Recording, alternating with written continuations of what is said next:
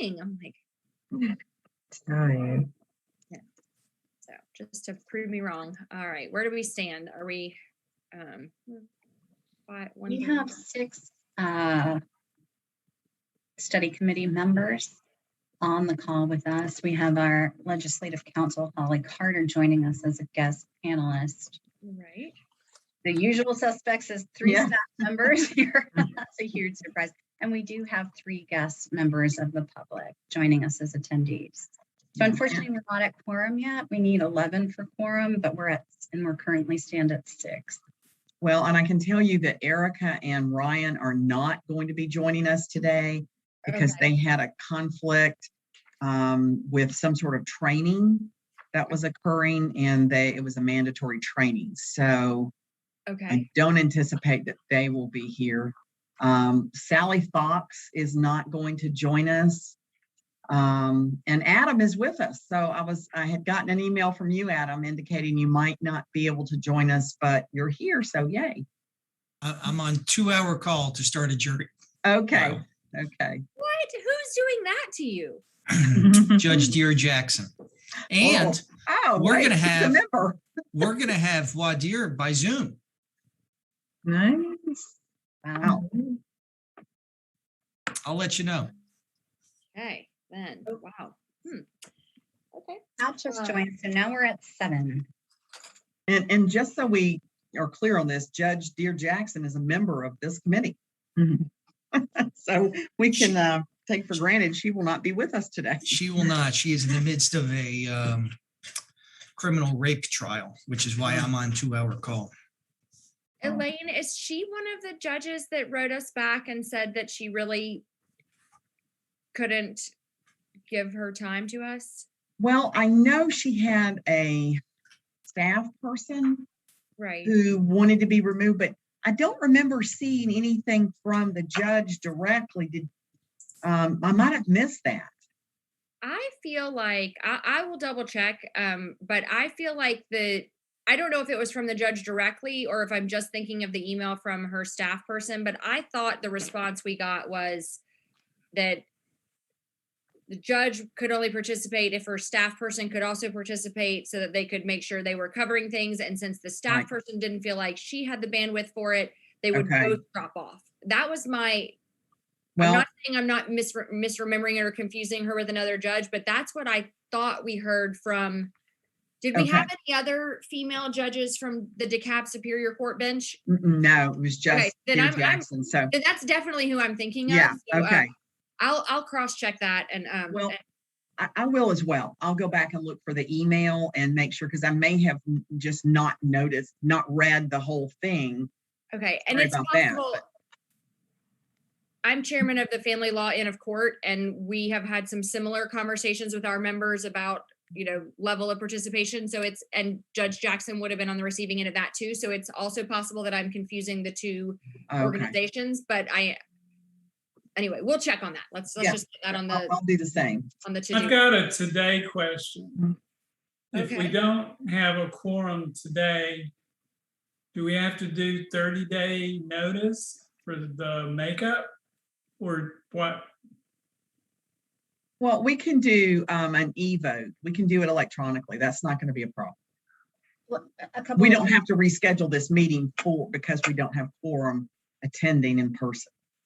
Okay. A couple of things. Yes, the only thing we need quorum for would be the approval of minutes from the 10-6 meeting. So we can, of course, just have a discussion with folks here. Also, our next meeting is already set. So thank God. So we're good. Yes, I don't know about y'all, but I feel like that has been that was sort of like a why didn't we think of this before situation that I carried the burden for it. I blame myself, but I'm like, why weren't we scheduling kind of 2 and 3 at a time before? Anyway, just a hot tip for the next person who's going to lead one of these committees, who will not be me. Yeah, but it doesn't fall in the category of why didn't I think of that 20 years ago? Well, honestly, Mark, that category is so full right now that I'm not sure I could add anything to it on my list anyway. So, okay, well, let's let's get started so we can at least be, mindful of everybody's time. Per usual, I assume that, Recording in progress. thank you. Okay. I assume that someone other than me is handling attendance. Yep, okay. So I guess if we don't get quorum, we will not do the vote, but does anybody have any concerns about the minutes, suggested edits, anything like that from our October 6th meeting? Okay. All right, so we'll put a pin in the vote, but maybe we'll do that electronically at the conclusion of our meeting. Okay, old business. I am sorry to report that I just not having luck with Nevada. I'm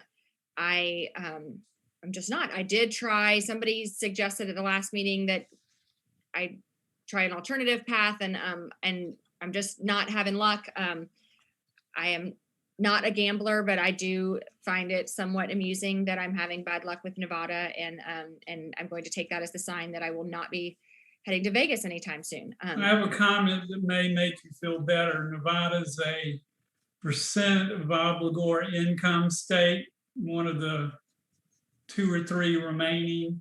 So I'm not sure what they actually do would be very helpful. How they define a few things might be helpful, but what they do would not. Okay, all right. Thank you, Mark, for that input. So, so that's where we are with that. But as you all have probably seen, hopefully seen, Sarah, our rock star librarian, and I did Sarah think several times as I was reading through the compilation of notes that you so kindly put together for us. That more than once in this process you have commented, that's why you have a law librarian on the committee. And literally I'm like turning pages of this and I can hear you go, that's why you have a law librarian on the committee. And I was like giving you high fives from afar because this is just such a helpful thing to sort of synthesize all of the work and put it in one place. And so I'm so grateful. And yes, this is why we have a law librarian on the committee. So, thank you. And I know everybody's work is in this, so I know it's a group effort, but Sarah, I cannot thank you enough for pulling it together like you did, and with a table of contents and everything. it's just beautiful. And staff says thank you as well, Sarah. So thank you for that. I guess we're not going to hear from Ryan today. No, but Katie, I would like to mention that with regard to what he was talking about, having worked for the Division of Child Support Services many years ago, I understand the dilemma that he was discussing. If there's any consideration from this committee or from the Child Support Commission to consider, I don't know how you would say it. It would be suspending, I guess is the right word, suspending child support during the summer months. There have been some suggestions or some discussion about that. Especially for cases with the Division of Child Support Services, that would create a huge logistical problem for them in their database because they're used to 12-month orders.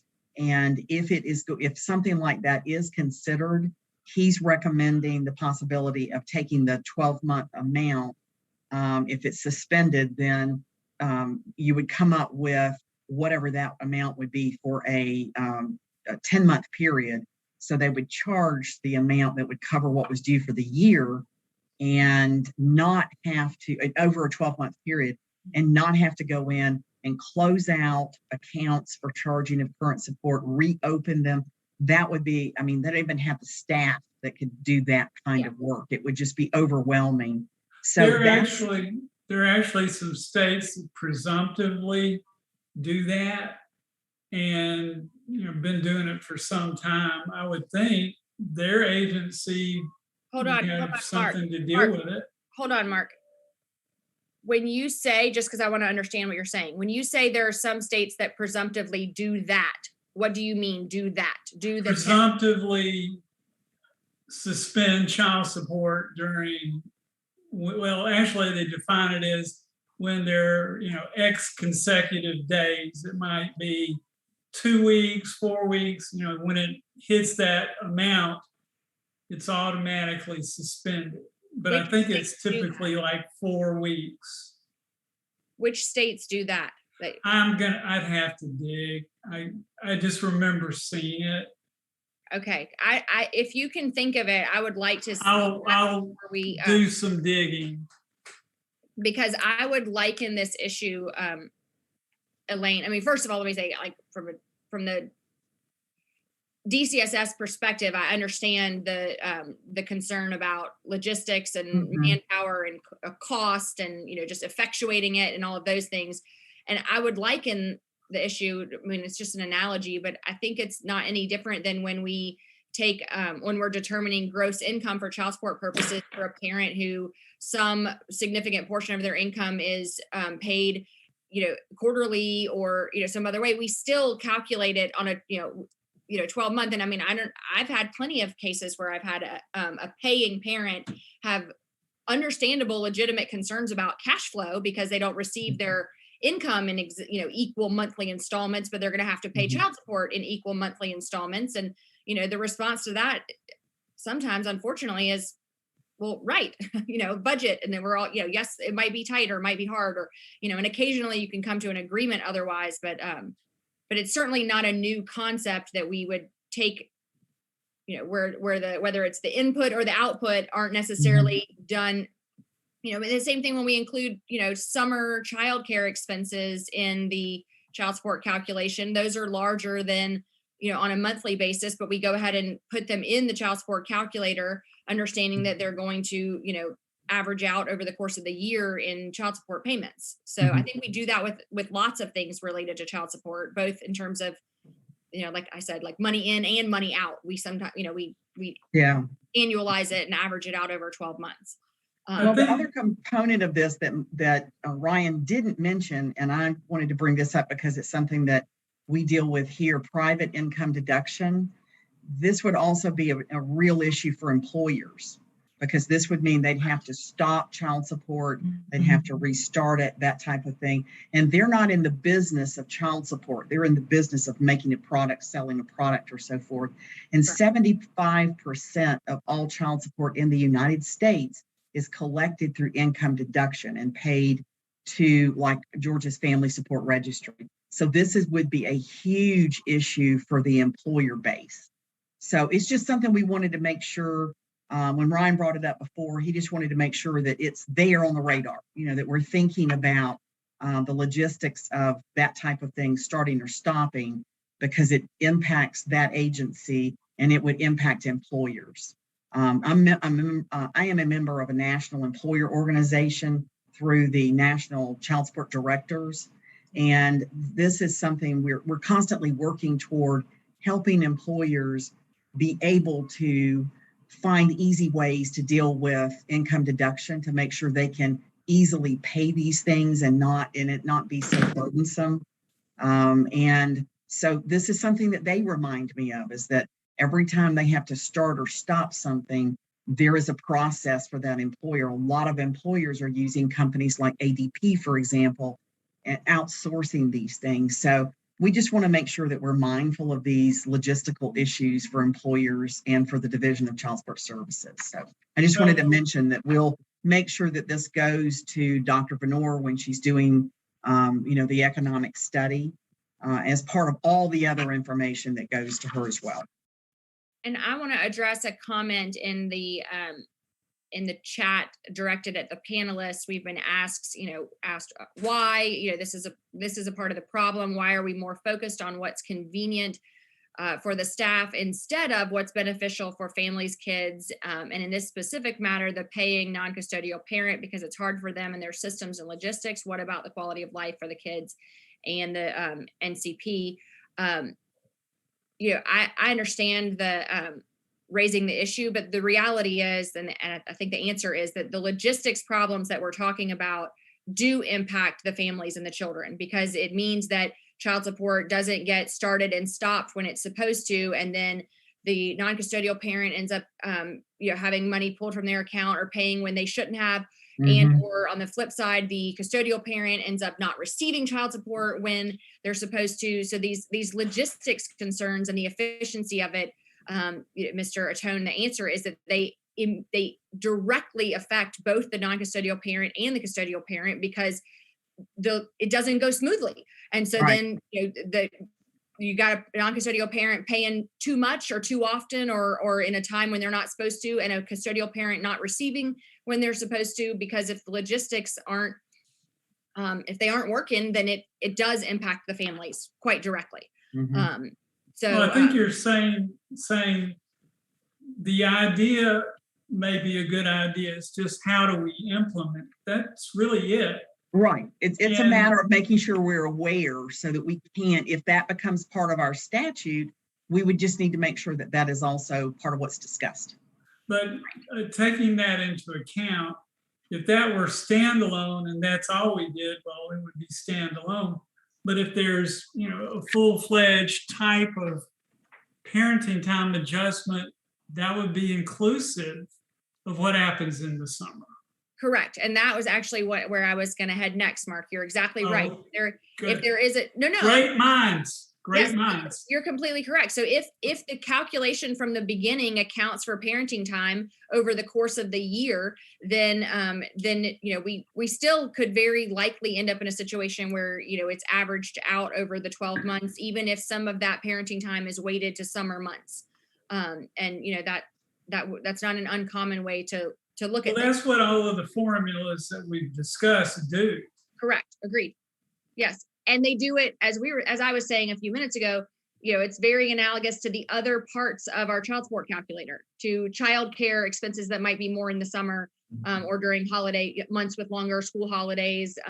Income, gets put in and then averaged over 12 months, even if it's not received by the parents in equal monthly installments over the course of a year. So that concept is utilized really in every piece of the child support calculator. So in summary, we're all in favor of averaging monthly. That's not a statement I'm making, no, Mark. I'm just No, providing an I think idea we are. that everyone needs No. to be aware of this. That's all I'm doing, is saying that we need to be aware. Well, Right. I'm saying the average is good. Okay. And I'm saying the average is what we do it's what we do now. And it's what we do with both numbers that go into the child support calculator and numbers that come out of the child support calculator. I think it might just be a reality. If someone, in this meeting and next wants to propose that we consider taking the parenting time into account in a way that could result in the child support being different in certain months of the year, we can certainly discuss that. I think what Elaine is saying is that this issue has been on the agenda and Ryan Bradley isn't able to join us, but DCSS has significant concerns about implementing that. Well, again, the formulas other states use basically do average. If we adopt one of those, we're averaging. Absolutely. They absolutely average. They average that just like they average gross income as it goes in, and they average childcare and, even medical expenses and educational expenses and extracurricular expenses, like any of those things that go in, we don't change the monthly child support, in any given month for that. We put in what is spent in a year and it averages out over the course of the year. But we all know you don't necessarily pay for, soccer, ballet, chorus, and chess club in one day. You pay for those over the course of 12 months. Okay. Any further questions, comments on that issue? Okay, so I'm hearing that we are acknowledging an issue, keeping an eye on it. Mark has gone to the point of telling us that he supports the averaging of those expenses and of the parenting time over the course of the year in the way that it may affect monthly child support. Anyone else have anything to say about?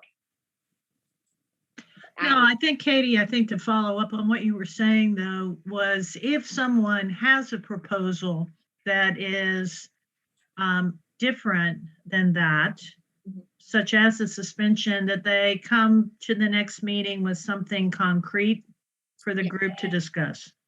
Agreed. Yes, and what I will say, I agree with the way Carol summarized that. Thank you, Carol. I will also add that that's not the only proposal we're soliciting for the next meeting with concrete examples. That, now is the time to be thinking about, what we do in terms of, we being Georgia does in terms of our child support guidelines, and how our guidelines take into account parenting time, and if it should look different after all of this studying and work and familiarizing ourselves. I think it's time to invite those. It's time for the feedback. You've looked, you've researched, and now in one nice tidy place, we have this beautiful document with all, everybody on this screen's hard work in it in some form or fashion that Sarah put together for us. So I think now is the time to do that. And that's just one example of a potential solution, would be to have child support be different in months, where if the kids spend more time with one parent or the other in a particular month, for example, summer. Is that everybody with me on that? Okay. So I just did a little tiny bit of research. It looks like in Louisiana, the suspension of child support during temporary custody is within the discretion of a judge. So at least Louisiana does something. So just taking a quick look. And other states do it as well. It's just a question of mechanically, for example, why is it that one state is able to achieve it, and then another, Georgia's saying, no, we can't achieve it, because they're under the same federal guidelines that we are. Oh, and Carol, let me address that, because that's not what Ryan was suggesting. He was suggesting averaging over a 12-month period of child support is only going to be paid for 10 months, for example. Average it over 12 months so that there is no logistical issue, because otherwise it is very difficult for employers to start and stop income withholding, and it's difficult for their computer system. You have to manually go in and add that information, tell it to stop, tell it to restart, that type of thing. So he was just saying if it's averaged over 12 months, then it would be a lower amount. And Pat points that out in a comment that she made. She says, if it is average, the non-custodial parent would actually pay less for 12 months to compensate for having custody of the child for 1 month. So that's exactly what Ryan was saying. And if I misstated that, I apologize, Carol. Katie, if I can just add to that, I think in our practices, that's what we do regularly. If dad has 8 weeks during the summer for whatever reason, I've got one, he's in Minnesota. That's calculated as part of a reduction of what he otherwise would have been paying. So he just writes the same check every month. It's just lower than it would otherwise have been, but for that 8-week period. So I think it's, as a practical matter, it is generally addressed by practitioners. It may just not be something in the statute that is regularly used. Yeah, I agree with you completely, Adam. And I think that's actually what Mark was saying earlier too, is that Right. Anytime you're accounting for parenting time in the child support calculation, or let me say it the other way, in the calculation of child support, if parenting time is taken into account, that would, necessarily include, big blocks of time, if it, whether it's in the summer or not. But then it's still, smoothed out over the course of the year for purposes of 12 payments, which is, I think, is what DCSS is saying is is their concern, is that the 12 payments be consistent. And I can share that a year or two ago, and Elaine can check me on my memory on this. I think this might have been before Noel, so maybe Pat can weigh in too, but maybe not. Maybe it all runs together. But there was a time when we were discussing at the Child Support Commission level that we had, hearing from the public, we had heard from a couple of people, enough in a short window that it, made it to our agenda, that there were issues pretty regularly with people who had income deduction orders for child support, legitimate, totally handled the right way, except that then when a child was aging out, graduating from high school, there was no mechanism to stop the income deduction order. The employers who are effectuating the income deduction order are not comfortable with making the call about whether the child's aged out or not. They're looking at a court order that doesn't have a stop date on it, that has a description of when child support will stop, the later of when the child this and that. And then they're going, well, we're not going to interpret that paragraph. So we're going to make you pay till, the end of time, or you bring us an alternative court order, except there's no case pending. Maybe the original order is, anywhere from a year to 10 years old. So, we had lots of non-custodial parents who have had a history of real problem with getting their income deduction orders stopped, even when nobody disagreed that they should be. It was just the logistics of it were proving to be very challenging, to the detriment of the non-custodial parent who was continuing to have their income, effectively garnished, improperly. So, just knowing that that's been a historic issue that the Child Support Commission has addressed a couple of times, I'm sure that if we were trying to take IDOs and have them, be for, from January till May, then stop for June and July, and then resume in August. I mean, just based on the fact that we have had a hard time getting them to start and stop for children, no longer being minors, I imagine it would be very challenging for, multiple times a year for all that many more families that it would impact. So, okay, let's see. Sorry, I'm checking comments now. Elaine, you addressed Pat's comment, which I agree with completely. And I think that's what Adam and Mark were both reiterating as well, that it's, you take the numbers and then you smooth them out over 12 months for everyone's sake. Okay, Mr. Atone is still upset with us and is concerned that Georgia is more concerned with its logistics and not people. I will just have to say that I respectfully disagree, and I am concerned at this point, Mr. Atone, that you're not hearing what we're saying, because we are absolutely talking about non-custodial parents being, not being unfairly financially harmed. So maybe we'll just have to agree to disagree. Okay, moving on from there, on our next agenda item, we've got Sarah on the updated compilation from the other states practitioners reports. Sarah, did you want to speak to this? I know it's been sent to us. I didn't know if you wanted to. I just want to, so I have it set up with the table of contents and numbers and the bookmarks. Is there anything that y'all want added, want changed, want different?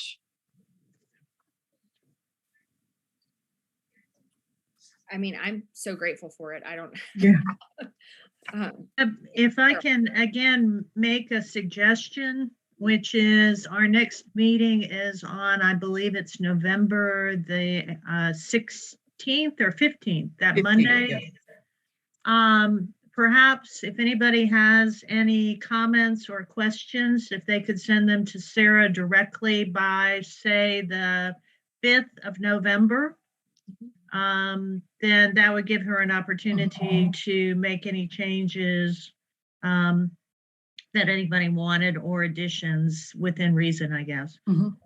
And just a suggestion, I just got a copy, I just got my copy, within the last 24 hours. So I really honestly haven't had an opportunity to look at it, although it looked, at first breath, to be very encompassing. But that would give people a chance to take a more leisurely look at it. And if they had any additions they wanted or changes, they could request that. And then that would give Sarah time to get it finalized and maybe get the final version circulated before the next meeting. I think that's a great idea. Carol, I too have given it, a kind of a first glance, but I've only been through it highlighter in hand up till about the first third of it. Doing a first read without the highlighter, but I think that's a good idea. Does anybody, I think what Sarah's asking at this stage though, is does anybody at first glance see any sort of glaring omissions, something, I can't imagine, but anybody see anything that a knee jerk, we're missing this, or this is not right reaction? Or if there's some other way that you want it indexed or whatever that would make it work better for you.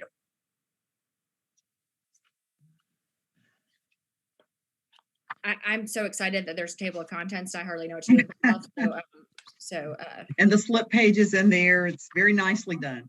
Yes. One question, which is if we're not going to do Nevada, should we delete Nevada? That's easy to do. Yeah, I mean, and having been a Nevada resident, sometimes I'd like to delete Nevada. I'm okay with deleting Nevada. It's fine with me. I think we've got, a really thorough analysis of 5 other states. I'm sorry that I couldn't make Nevada happen for us, but I don't have control over other practitioners' free time. I hardly have control over my own. So that makes sense to me. And Sarah, you could delete 25 to 30 for me, because Okay. I've redid all of it and condensed it into one document. Okay, perfect. I was just like, anything that says anything about a state was going in. But so is the plan that we would get an updated version enough in advance that we will have an opportunity to read it before the next meeting? Yeah. Okay. One other, something just came to my mind while I was thinking about this, and I don't know how cumbersome this would be, but to some degree, in the oral presentations at the meetings that we have had and the oral reports, there are comments or statements that were made that might not be included in the synopsis, the written synopsis itself from the minutes, which have been approved. So I didn't know if we wanted to think about supplementing just by taking the part of the minutes that where the person who did the report actually orally reported, because sometimes there is something in the minutes that's not necessarily in the written summary that we gave you. And it helps to flesh out a particular issue in responses to questions that some of the other panelists made. Just a thought.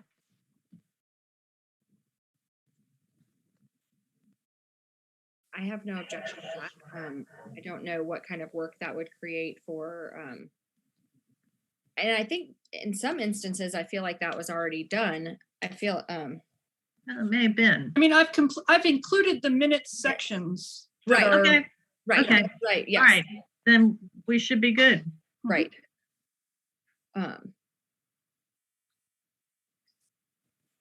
Yeah, I think we're all set on that. So I think, I hope everybody is feeling like kind of like we're at a point where we're ready to pivot to, okay, after all this study, all this research, all this learning, what do we want to do with this? How does this influence your opinions of what Georgia does?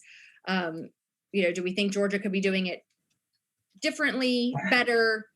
I definitely think, especially as of late in these last 2 meetings, I feel like or maybe last 3 at different times, we've spotted some things we'd like to make sure we don't accidentally do or at least be mindful that, I remember, mentioning in Adam's presentation about parents who have the kind of job that keeps them out overnight. We don't want that parent penalized from a parenting time perspective because of overnights, or at least we want to be mindful of that issue and how it might affect a parenting time deviation or parenting time calculations.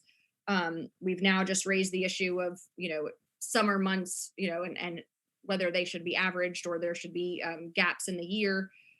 So we're doing some issue spotting, I guess, sort of in anticipation, but I think it's time to sort of shift to and be ready to discuss, okay, with all of this in mind, do we want to suggest that Georgia do anything differently? And if so, what?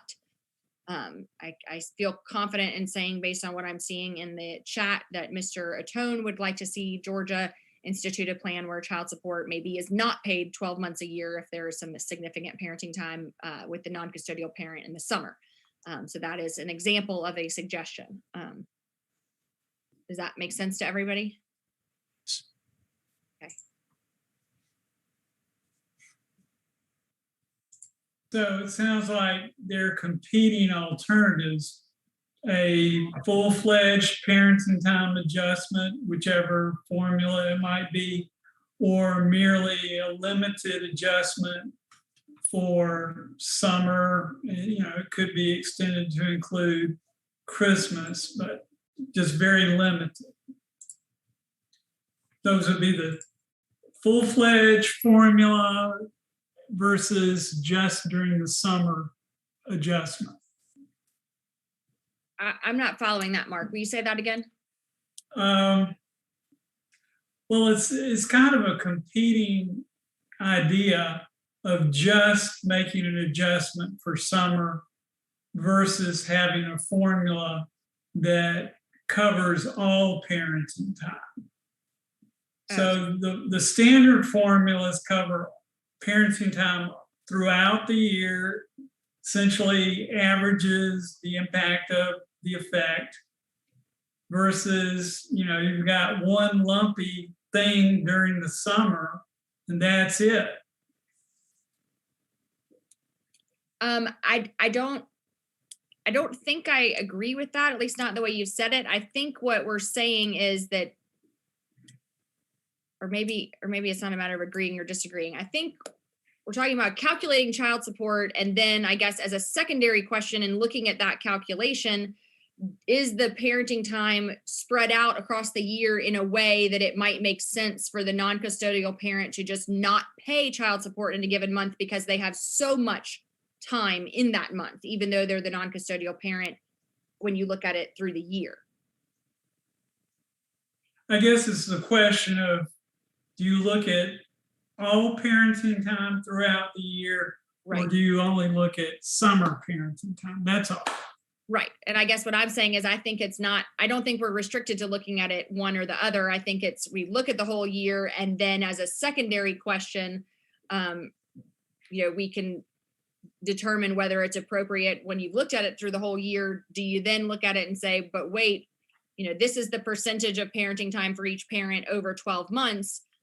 But when you drill down into certain months, it's almost like the parenting time switches in terms of primary or more days than the other. And so should in those months, the child support amount be different than it is over the average of 12 months? I think we're saying the same thing. If we're considering a full-fledged parenting time adjustment, the summer only adjustment is a distraction since it's already included in the full-fledged. Right. Okay. I think we are saying the same thing then. Okay. So in moving forward, am I correct that we probably need to go back and look at our statement of purpose, for lack of a better term, so that we can then start to formulate our discussion based upon that statement of purpose? Yes, Carol, you are so good about drawing us back to our objectives. This is not the first time you have done that. I think we approved some objectives with bullet points not too terribly long ago. So sure, I think it's a good idea to start with that before we accidentally, jump off the wrong cliff, or go down a slippery slope that we didn't intend to slide down. So let's see, I can actually probably pull those up while we're on the phone or on the Zoom. I don't know do we want to have a race and see who can find them first? I've got them, Katie. I've got them pulled up. I don't know what you'd like me to do with them, read them, or. Yeah. Can you share screen them? Yeah, I probably could do that. Give me just a second.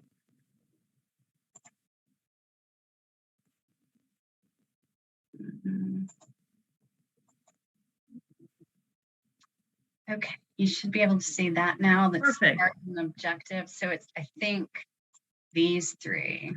Mm-hmm. The things below were our recurring themes. Mm-hmm. We all recall what those are, like what's a day, and all of that stuff. But so there's these three bullets. Can y'all see them? Do I need to maybe make them? Yeah, but weren't they I mean, didn't we approve them ultimately in the minutes? I mean, don't we have a final version of them instead of recall this that, draft yes. version here? Hold on just one second. I'll pull up the minutes if you give me a second. That was the complete document that had everything in it. I don't think all three of them ended up in the minutes. Seems like it was the second or third one, the one that Katie rewrote. Mm-hmm. And that one was right. copied. Yeah, that was copied into the document that Noelle had pulled up. So that should be it. But she is right that language did go in for that one bullet. It did go into minutes. I think it was the second bullet that I made some edits to. Yeah. Okay, so we're good with me pulling back up that other document.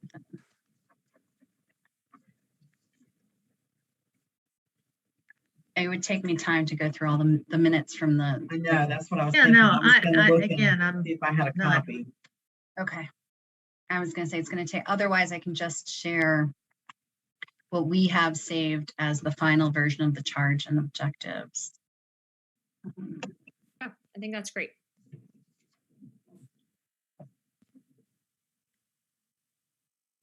Okay, I'm going to reshare.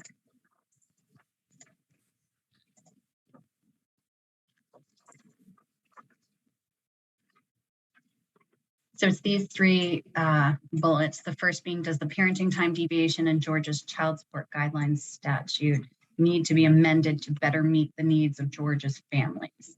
So are we doing anything to change the actual parenting time deviation as it stands now?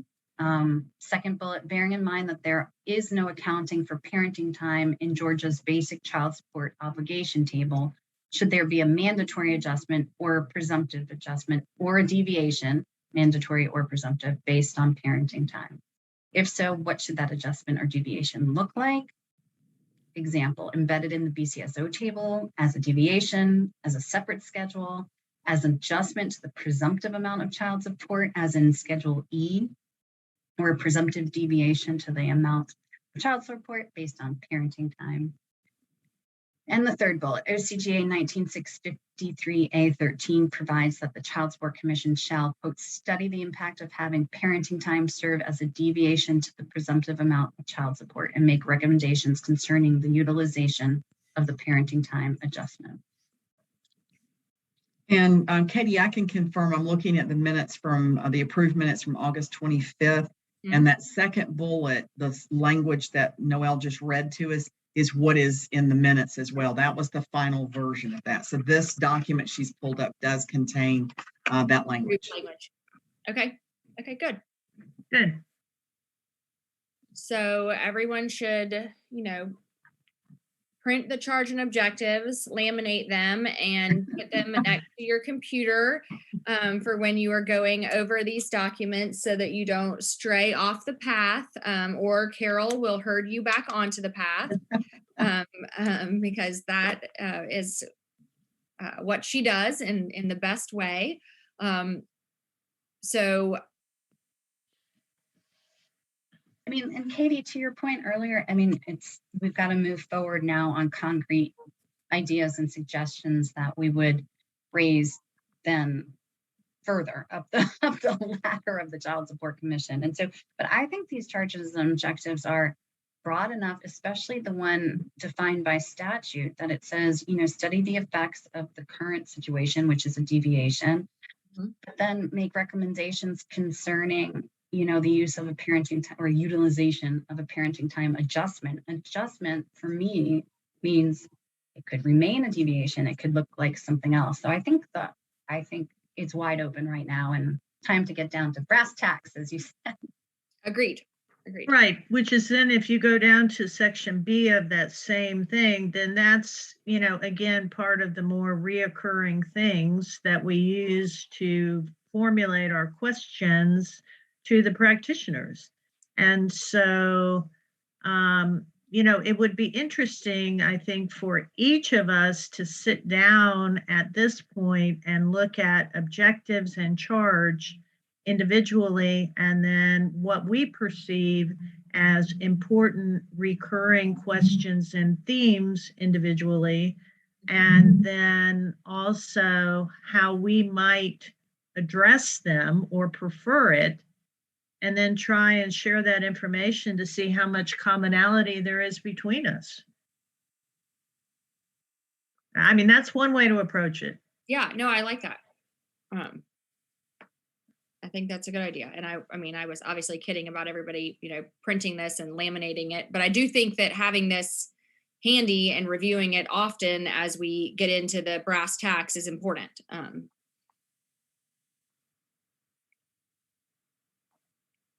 Carol, are you suggesting that would come from each of us sort of in writing ahead of discussing, or what are you suggesting there? I can't say that I have given this a ton of thought, but I know in my own head, I have now probably formulated some positions that I think would be important. And then I think that we do need to look at and address, and it would be interesting to me to know what commonality, of thought there is amongst the people on the panel on that regard. And whether we do it in writing or, I don't know that we all need to do it in writing. That's a burden. We got 3 weeks before the next time. But I think we need to be prepared to start to address those to see what commonality we have. A purpose, what thoughts we have. And I think we're already there to some degree. For example, I think we've all decided that maybe overnight might not be such a wise way of looking at the problem, because we know that there are problems with that, as Adam pointed out in Florida.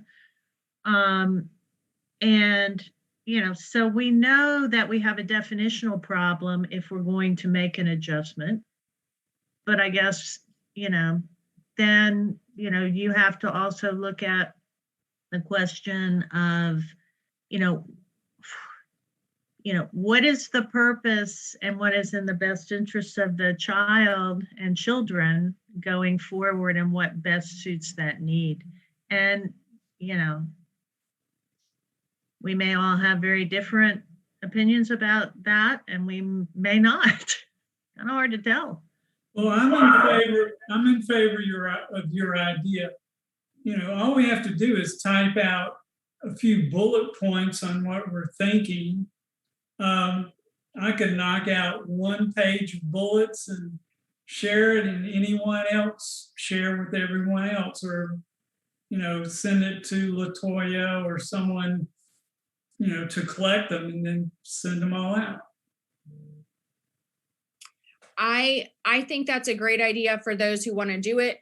What I will say is that but what I don't want is for somebody who doesn't think that way I don't want anyone to think at this point that, if you don't put something in writing to the group that we're not going to discuss any alternative thoughts, or because I have found over the years, not just with this study committee, although this study committee also, but with the statute review committee for the Child Support Commission, inevitably, for me, and maybe it's just because of the way my brain works, the discussions end up sort of, sometimes they come up, they give me whole new ideas. Sometimes they sort of solidify what I was already thinking. Sometimes they persuade me, to do a turnaround. So I don't want anybody to think, but certainly if you have specific concrete thoughts that you'd like to present to the group, it would be great if we could get a few bullets in writing, at least to start the conversation. But nobody's going to be, or I don't think it's fair at this stage to say, if you haven't put it in writing, we can't discuss it.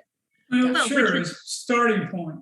Right. Well, which is why on the document that Noelle just gave us, right, in essence, many of those issues are there. So I guess the point I was making is go back, refresh, right, agreed, take a look at that again, and then come prepared to really, start to get to the heart of what we like, what we don't like. Agreed. I agree with you on that for sure. I think that's a great plan. We're looking at 3 weeks out. I know I can say for myself, Sarah, I've got some materials to augment the Minnesota section. Just pulling some images from their child support or from their calculator, but specifically their parenting time calculator, just so that y'all can have those at your fingertips. So I'll send those on to Sarah. Actually, probably just later today, so that it doesn't fall too far down on the to-do list that it falls into the black hole. So that's I know that's something I can do. And anybody else who has any written comments or suggestions for Sarah, if they'll circle them back with her so that we can get a new version of this document for everybody to, really sit down with, give yourself some quiet time. So who would get the bullets on our thoughts on issues? I think that we should send those to staff to make sure that they go out with the agenda. Okay, a person. Which staff person? Mark, you can send them to Elaine Johnson. Okay, I think I know who thank she you. is. Got her email. Good. That works.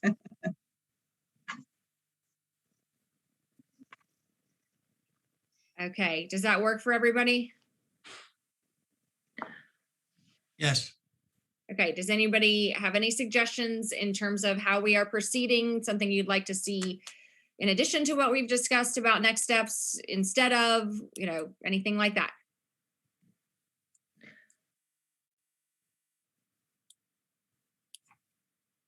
Okay, we are going to, I'm going to make a few phone calls, maybe even a few text messages to some of our other members and remind them that we really can't do anything in terms of voting on anything without them.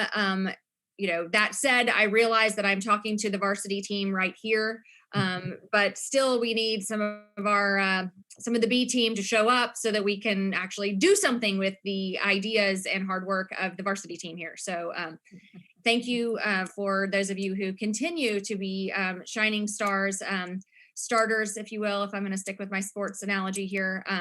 We'll see if we can get those who maybe are second string or our bench riders to at least appear so that we can actually, field a team. See, there you go. Just rounded it all out.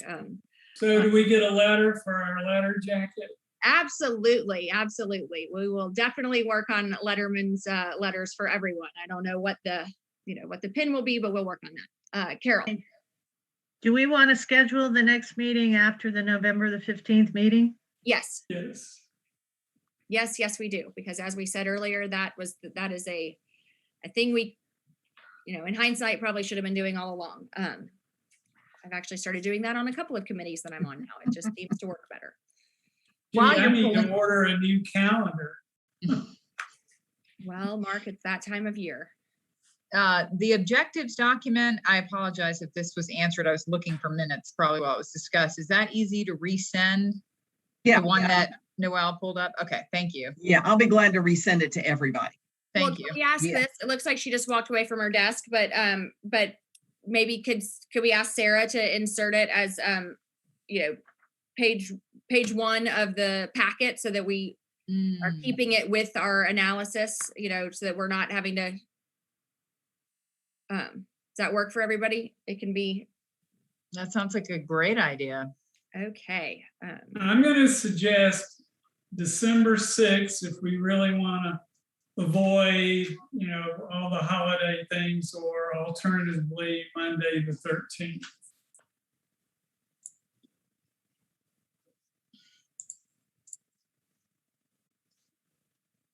Well, the next one's on a Monday.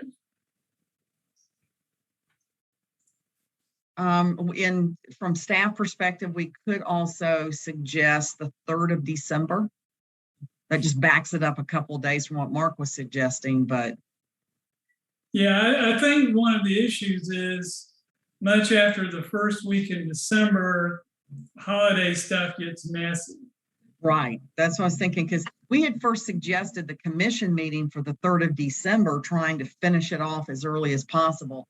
but that wasn't possible for Judge Key. So we are doing that commission meeting on the 10th of December. So maybe the 3rd of December might be, let's see, 15, that's 1, 2. I mean, that is the, you know, the end of the 3rd week following the 15th of November when we meet.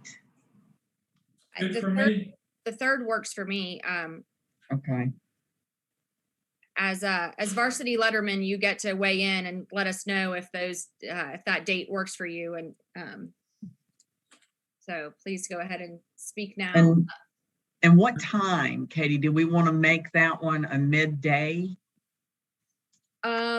Sure, let's do that to see if maybe some of our Superior Court judges can attend. And maybe we can even reach out to some of them to see if they can keep that on their calendar. Right, because what we did for the 15th is 12 o'clock to 1:30. So we'll do the same thing for Friday, the 3rd of December, 12 to 1:30. And Sarah, Sarah ran away again. Sorry, y'all, I'm on reference, so. No, not at all. Would it be possible if Noelle re-forwards it to you so you have it in fresh form for you to put that charge and objective sheet as like right behind the table of contents in our packet, so we all have no it? problem at all. Great. Okay, so we're looking at the 3rd of December. Yes, Friday, December 3rd. Okay, and 12 noon to 1:30 p.m. Got it. Okay, just to recap, our next meeting is November 15th at noon, and the next meeting would be December 3rd at noon. Correct.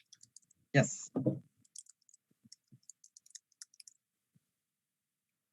Okay.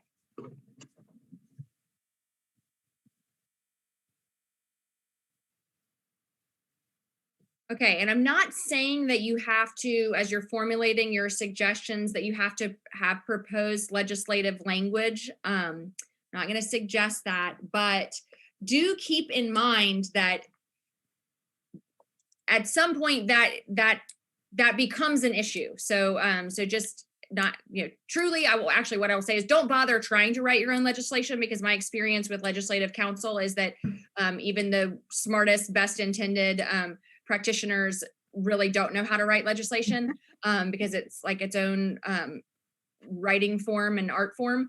But keep in mind at least that we are talking about a statute, not just, ultimately we're talking about a statute. So I'm just reminding everyone of that.